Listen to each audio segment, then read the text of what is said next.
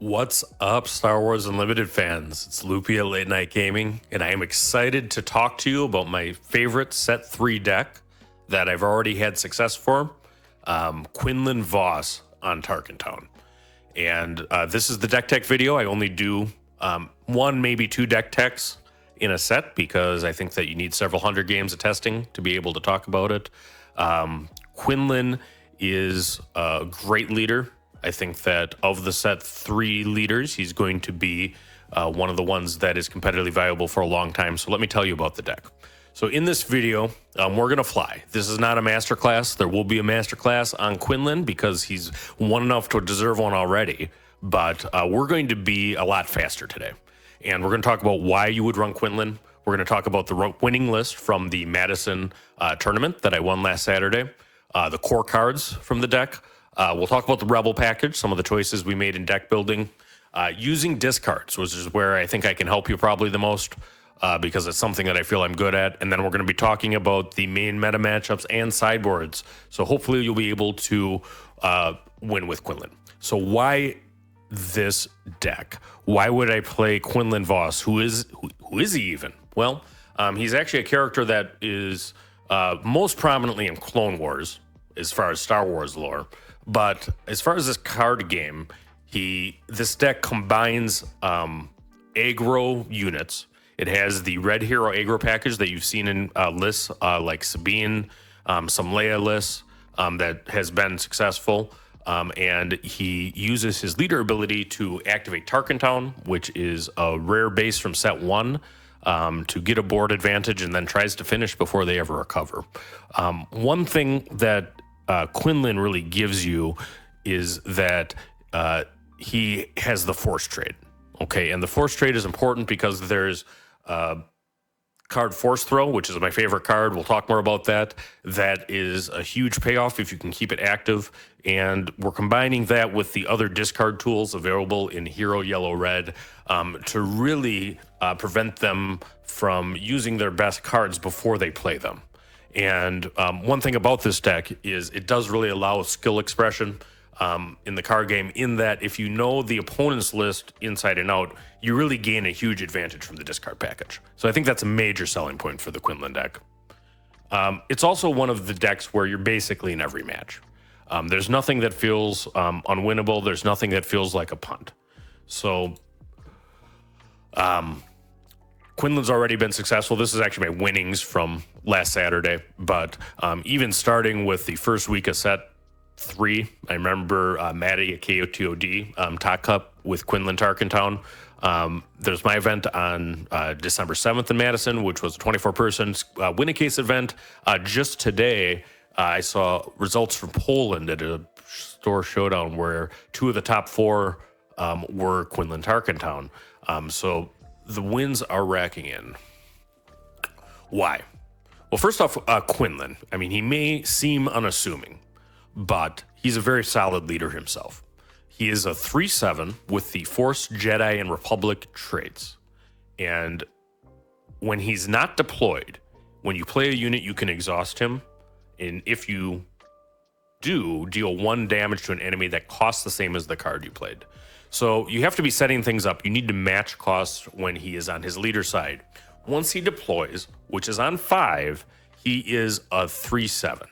Now, you might know that Boba Fett 1 recently was suspended. He was a 5 deployed leader that was a 4/7 stat line. That was considered a busted stat line. Quinlan doesn't hit quite as hard unless you have a red 3, but he has the same health. And having that leader stick around is important. And further, Quinlan's action does not actually require you to tap. Okay, he just exhausts on one side, and when he's deployed, it just happens, and you can do it as many times as you want that turn. So that's a major selling point, because the action economy is important to a tempo deck. This is definitely, I would define it as an aggro tempo deck. Quinlan, I would also note, is good in all 4 colors already. I've seen Quinlan yellow lists. Bobby Sapphire, KTOD has a great Quinlan blue list that's really leaning into the Jedis there. Quinlan red is this deck on Tarkintown, and Quinlan yellow might be, besides Han, the best mono yellow deck. And when you have a good leader like that, you'll tend to see that, in that they're actually available in multiple colors as they go. All right, so this is the list. It's cool. This list is actually, I think, number 3 yesterday on the SWODB, which is where most people get their deck lists. On Hot Lists, I haven't released the video yet, okay? But this is the one that won Madison. Basically, you have the Force Throws. That is absolutely a core card, and the deck is built around it. Combined with the discard package of Spark of Rebellion and K2, you have additional hand disruption with Kira. And then with that, you have the Rebel package that has been successful in many aggressive decks. So you're really trying to pound the damage early, control the board without taking a lot of extra actions to do it. And then you're trying to use things like Wing Leader Red 3, Ezra, to really score some big hits. I do run 3-4 Cause I Believe In, which is a deck Sabine players would be, or card that Sabine players would be very familiar with. That card gives you some reach at the end of the game to close, and it lets you find the card you need if you're in trouble or you're just looking to the kill. And then it has Plo Koon, and the risks I ran in Madison stopped at Plo Koon. We'll talk a little bit about some options here and how that was in somewhat a meta call, expecting a lot of aggro, which is exactly what happened. And you also have some other kind of core yellow cards. We do have Surprise Strike, which is a big card for pounding damage. And then you also have K2 as overwhelm kills. All right, so we start talking about the Quinlan deck. Let's talk about the 2 best cards. And there's a member of Bothan Network who's been working on this. He released a great video. He identified the 2 best cards as Plo Koon and Force Throw. It's Mickey D's the guy, and he's right. These cards are sick. Both are major payoffs. Plo Koon first. That's the new card. His subtag is Kotuya, which I love because it's Keldor, it's his race, for greetings. But what does Plo Koon do? Well, he's 5 costs. He's a 3/6, and he ambushes. And when he has Coordinate, which means 3 units out, he has Raid 3. So let's think about this for a second. First off, we have 5 costs. That's actually the same as your leader flip with 7 health. Is it easy to remove something with 1 action on 5 resources for 7? No. Most decks can't do it. Force Throw is really the only chance. He has 6 health, which means he's going to survive basically anything that is out there that's played on 3 and 4. And if you have the Coordinated on, he hits for 6. And it can be more. So Plo Koon is just a major tempo swing. I think you'll see all the hero decks in yellow playing this for a long time. The other, I think, lifeblood of the deck and the card you want is Force Throw. This is a card that I've been playing since set 1. I've probably played thousands of games of Star Wars Unlimited with Force Throw from my Force Ramp Vader that I ran in set 1 to the Han 2 I ran in set 2. It is a card that when you have the Force trait on, you discard any card from their hand, and then it does damage equal to the cost.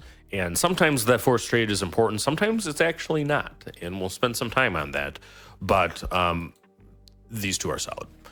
The other core cards, and I define core as there's multiple ways to build Quinlan, but I don't think any list that doesn't carry these is correct. And we'll talk about them, and I think that's consistent over the main list that I've seen.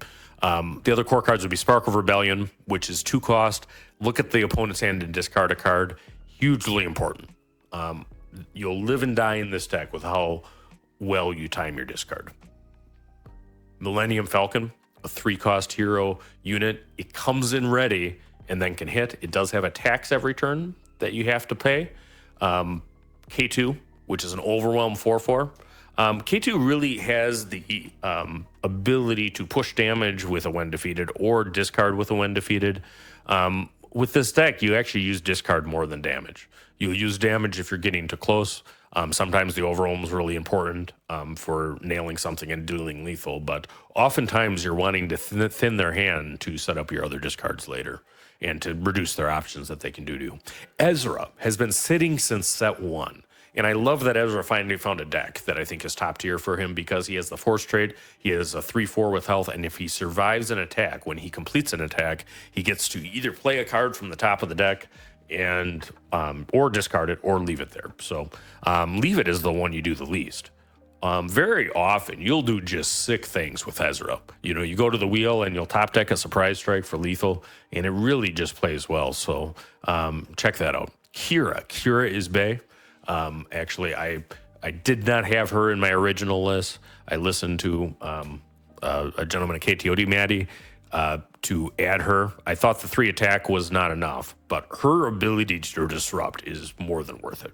So Kira does not need, you look at their hand and you call a card from it. It makes it cost 3 more. They're still legal to play, but most of the times you can actually put them out of range of their key cards at the time, and does not need to have the card in the hand to actually call. So, you know, say against Django, it's usually right to call Ruthless Raider, which is the best card in his deck. Surprise Strike, my friend Wu told me that you don't cut Surprise Strike. You should not. I do have 2 in the main list, 1 on the board. The third one on the board almost always comes in. It's just why I don't know as we go into game 1 what's going to come out. And then Sabine Wren unit is a core staple 2-drop. Okay, so this Quinlan list is a little bit different than some others that Mickey and Maddie run because I committed fully to the Rebel package. And I can tell you that the simple reason I did that is when I decided to do that, my win percentage with this deck went way up. And I tracked that, but I think it actually added about 10 to 15% in win percentage. And the way I would look at it is this. The Rebel synergy is strong. We've known that since set 1. You've been seeing fleet lieutenants, wing leaders, A-wings, Sabine units since the very beginning of Star Wars Unlimited. It's because it's the strongest synergy. So what the Rebel package really allows you to do is turn up the damage in a hurry. That comes at different times in different matchups for Quinlan. Against a Sabine ECL, you're probably more or less trying to race and pick up a couple easy free kills along the way.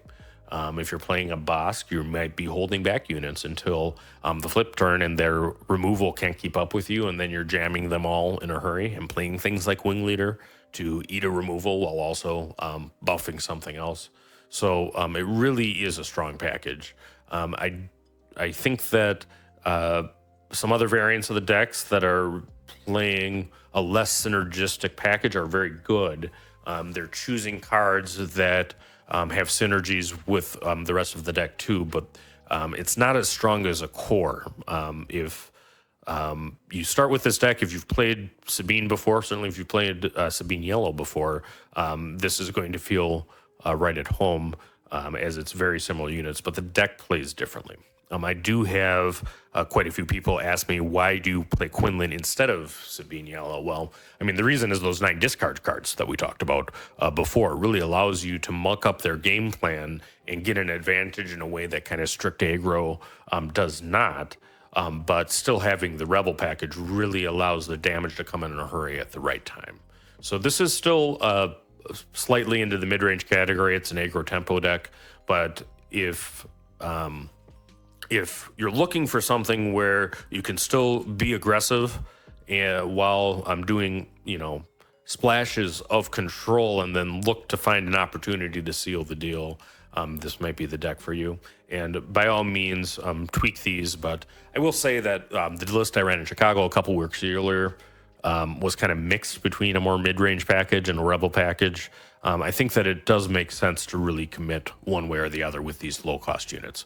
Quinlan, by his nature, he benefits by playing multiple units later. I mean, some decks try to go big and play 1 unit a turn, but there's many decks that are going to have some well stuff out. And the fact that you can play 2 cards and probably kill something with 2 health on the Quinlan flip turn, once he's out by playing lower cost units, makes you want to play the stronger lower cost units.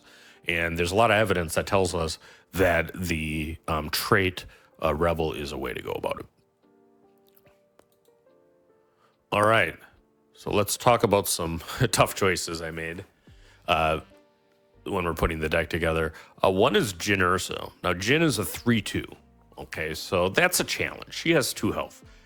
There's lots of games where Jin is a resource and you should not play him. Daring Raid is pretty present in the meta. If they have that card, you probably don't want to be playing Jin Urso, certainly not on the first turn of the game. Now, you do have 15 strong turn 1 plays if you count Spark of Rebellion, and 18 possible ones with Force Throw. So you can mulligan fairly aggressively with this deck and look for something else. But why, as I played with this deck, did I actually become more convinced in Jin and not less? It's because the game she's good. She's really, really good. And she's a little bit of a glass cannon, right? But Jin's thing is that when an enemy unit has died, she'll start hitting for 4 and has Saboteur. Okay, so Saboteur goes around Sentinels, it eats shields. Jin is a rebel, so she eats a wing leader. So I list here that I think that she's underrated and that many decks that maybe should be playing her are just entirely looking past the opportunity. In this deck in particular, though, because it is a deck that has a control element with the Tarkintown, and that kills things from time to time with the Quinlan pings, it turns on that ability quite a bit. And I've surprise striked for 9, with like a wing leader Jin with her ability on many times. And I think where you really like her is not on turn 1, but maybe on turn 4 on your flip turn. You play a Jin and wing leader to keep pressuring the board. You hold the flow back into your hand and, just keeping the damage pushed. If they don't have, it's on a removal based deck, they got to run into her to kill her. And that hits back just as hard as a Battlefield Marine. So I have found actually Jin has been very, very good. Lothal Insurgent I put here is actually a possibility. Lothal is actually a 3/2/2, has a discard type effect. I mean to test that. That came from the deck thread at KTOD as well. Okay, one card I didn't do that's reasonable, and it's fine to play Grogu in this deck. Grogu is a 0/5 yellow unit with the Force tag, and he exhausts to exhaust another unit. So the upsides of Grogu is he can tap literally everything. Another upside of Grogu, he has a fair amount of health and enables Force Throw. So why don't I play him? Well, I mean, it's fairly simple. If I'm trying to push damage in the early turns of the game, a 0 health unit ain't it. So if you're looking to kind of go more and resource up to 7, 8, 9 and win the game at that point, I mean, I think it makes more reasonable sense for Grogu. So what about Force Throw? Force Throw, Loopee. You said it's the best card in the deck and your favorite card and all that. You're right. But when do you want a Force Throw? Early in the game, when you're at 2, 3 resources, I mean, Grogu turns it on. You can Force Throw on turn 2. Is that when you want to do it? Well, you know what the other player has in their hand at that point in the game? Kind of the same thing, right? So at best, you'll kill something, but a lot of times you'll get a blink. We have, and we'll talk about this, a lot of tools to very selectively discard. And the reason this Quinlan deck, really can shine is that you're setting up your Force Throw to then hit a Luke at 7 or a Han unit or a Vader, and you're ripping out their win conditions from their hand. And that ain't happening on turn 2. So I think you want to Force Throw more around the Quinlan flip turn and the turn after that, and not on the second turn of the game. So that's another reason that I decided not to play Grogu. All right. And then I have no reservation saying that Han Solo unit is the best card not in the list that I ran in Madison. That in large part is a meta call, as I expected, primarily aggro and blue-red, and that's exactly what I got. Han is great in this deck. Han at 7 allows you to deal with Cad Bane. He allows you to deal with Luke. He allows you to deal with an unharmed Vader without taking any damage back. He provides pressure. He kills something, and then he's ready there to hit for 6 or 9 if you have Surprise Strike next turn. So you always have to tweak 1 for yourself and 2 for what you expect at an individual tournament. I think that most of the times it's correct to bring some copies of Han somewhere into the list. Now he's a dead card against aggro. Because he costs 7, you really ought to be winning those matchups or losing those matchups before you get there, because you're also running a very aggressive deck. So those are the tough choices. I intend to actually test some Lothal and Church myself, but if you haven't tried the Jin, just give her a shot. Let me know what you think, and tell us on Discord. You can hang out with us on late night or find me on any Star Wars forum. All right, so how can they help you succeed in Quinlan? Okay, let's talk about using discard effectively. Because Spark of Rebellion is only as good as what you pull. Force Throw can be game-winning. It's also can take out a 0-cost medal ceremony, and you actually get behind for force throwing there. So how do you do this? One is you need to be aware of your deck and what the other opponent is trying to do. And how do you do that? Well, one is reps, play against decks, and another is play lots of different things. One advantage of the game generally is that there's a diverse pool of leaders. I like running random stuff. I'm ADD a little. I'll run a deck for a few games to understand it. So when you know kind of what's in the other deck, that helps. But 2, what yellow has that really I think is game changing as opposed to a lot of the blue-red hero force throw decks I played, or Vader, which is green-red villain, is the ability to scout. And if you have any Attack on Titan fans, you'll see the scout regiment icon over there, shining proud as Takira Spark. Well, why? They let you see the opponent's hand. Okay. And oftentimes you're looking to do your discards right around the time that Quinlan flips. And that's 5 resources. Maybe you had the Cure the turn before. Well, you have a good idea what's in their hand. So throw up a Spark right maybe before flipping. See what's there. You see what's going, and then you can hit hard with a force throw, or you can choose to play a unit and keep your throw for later. Force throw is the payoff. Okay. So force trade is optional sometimes. If you are needing to battle for board control with units, you better use force trade and try to get that force throw on a big unit and to kill a thing. Now, what about control decks?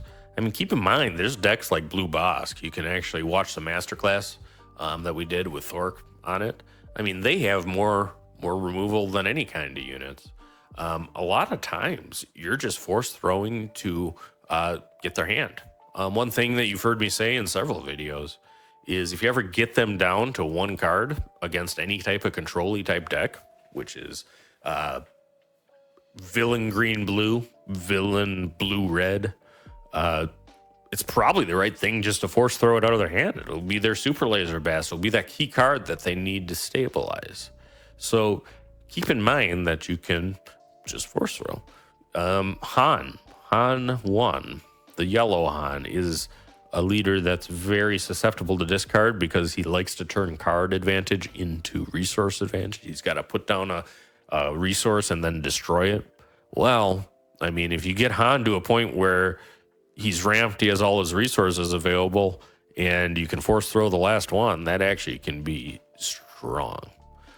All of these cards, and K2 is actually in a secondary row to that too. We talked about scouting. Well, K2 and finding a way to kill him. Maybe you kill the K2 even though you could have attacked something and lived, or attack base, to drop it down to 1 card so you can set up a force throw. That's there. All right, so the last discard thing is pillage. I keep in mind with pillage in a way that Han 2 blue. Hey Kid, we did a masterclass on that deck from set 2. I love that deck. It relied on pillage a lot more than Quinlan does, in my opinion. And the reason for that is you have so much discard that Han doesn't with the yellow cards and the additional hand disruption. I do have pillage in the board. It's really only for a couple of matchups, and it's the big control decks. It's Bosk that has the ability to get off a death mark and draw a bunch of cards and Pershing. And it's also for decks that are just real vulnerable to hand attack, and we're looking at you, Han. This is a very good deck into Han 1, so sometimes we'll run pillage there, particularly if they're running like droids to do extra draw. I mean, there's different ways that deck gets built too.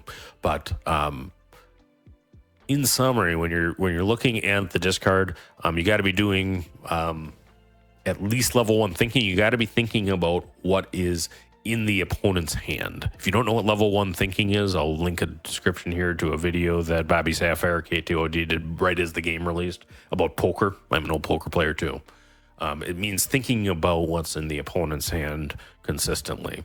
And you want to always be doing that. Sometimes you get to just see it using Spark and Kira, and then you're looking to seal the deal and set up a good situation where they're top decking and you're not. You're going to win most of those games. All right. So for people looking to run Mr. Vos, who's the Vos, to a tournament, let's talk about some matchups here. We're going to be brief. Check out our masterclass that's coming up for way more information on these. But Sabine in general, Sabine ECL is more popular right now. I play fairly aggressively. You most of the time can actually race Sabine. Sideboard wise, I will put in the bamboozles there. I will take out the Spark of Rebellion. I don't think that discard is the right strategy for an aggro mirror, but bamboozling a wing leadered unit can be huge. Obviously, if you can take away a Darksaber turn, they're never going to catch up. So don't be surprised to go base. Right? If you can get a strong space start, a lot of times you'll win. And also, I mean, as I said, Jin, and particularly Jin with a wing leader, really can put Sabine into a position where she's going to have to use her ECL to clear a 2-drop unit. And that's awesome, a good play plan for you. Django is one of the tougher matchups here. And, it's not what you want to see, in an event. One of the biggest cards for Django. I mean, it's certainly Falcon Force Throw and Kira. Okay, the Django Tarkintown deck, which is an excellent deck that John Tata and Bobby from KTOD, Bobby Sapphire, did recently for us. It really looks to run over you in space. I mean, having a Falcon, they have answers to it, but having one that can come in and attack at the first turn and duck in and out once the Tarkintown is out is a big card. You're looking to force throw and kill something with Django. They're not going to necessarily be able to remove an Ezra right away. And Kira is huge. I mean, you want to call Ruthless Raider in most circumstances. In the middle of the game for sure, when they're trying to tap things down. Sometimes it's right to call Fire Spray towards the end of the game, or the CAD units if they have that. The other thing about Django is it's vulnerable to Plo Koon. The leader is vulnerable to Plo Koon. A coordinated Plo Koon can kill it if your leader is out, and then you got to find the opportunity to turn the corner. He also only has 25 health in his base. So Mono Han, this is a great deck.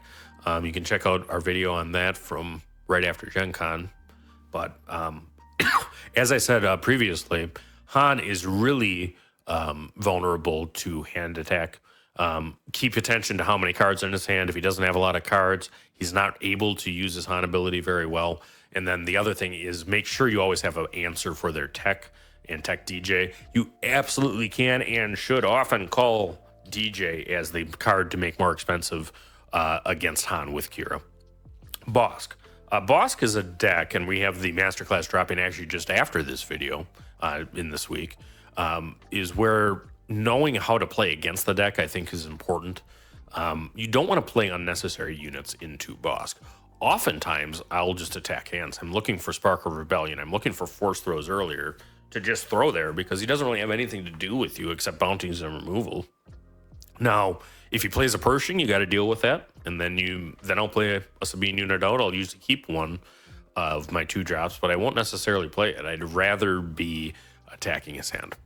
Another great deck, and shout out to Yoda Killer at Bothan Network for running Cat Red to the Chicago event last month. But I think that the Cat Red strategy for Quinlan is to be smart. You're basically in this match, you both have the ability to ping. Yours are aimed.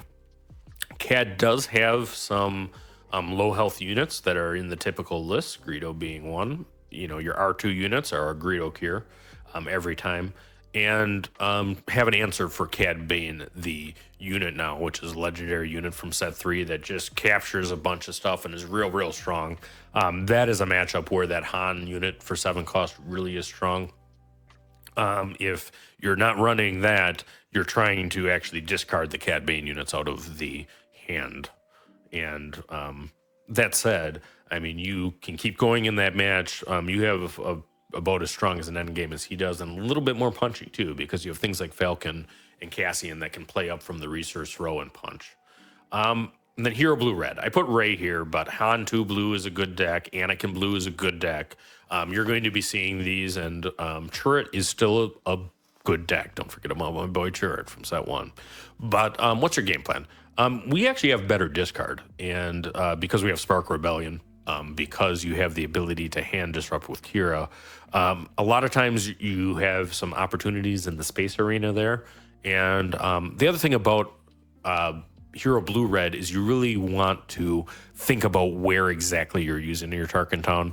I mean, do you need to Tarkintown an A-Rain in that matchup? Maybe not. Probably not.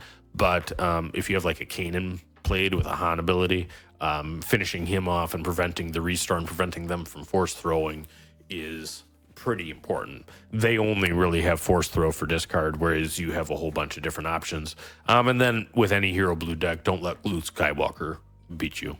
That's an appropriate Kira call in most cases, and also, you know, one of their primary win cons. All right, so hope you very much enjoyed the deck tech of Quinlan Tarkintown. Absolutely slot this up. We have the link in the description below. Late Night Gaming has a whole bunch of free Star Wars content. We do this because we love the game so much. Please give us a like, subscribe, hang out with us on the Discord. I want to shout out 2 guys that I mentioned before, Mickey from the Bothan Network and Maddie from KTOD. They both did an excellent job and have worked on this deck and are very influential in some of the choices mine here too. So check it out. Look forward to you. I hope that you are a Vos with your Quinlan Vos and are able to succeed with this. If you do, or when you have these wins, keep them coming in. Tell me about them. Hit me up on Discord and tune it to your own. So good luck. May your force throws land with power, and they be top decking until they're out of the event. We'll talk to you later.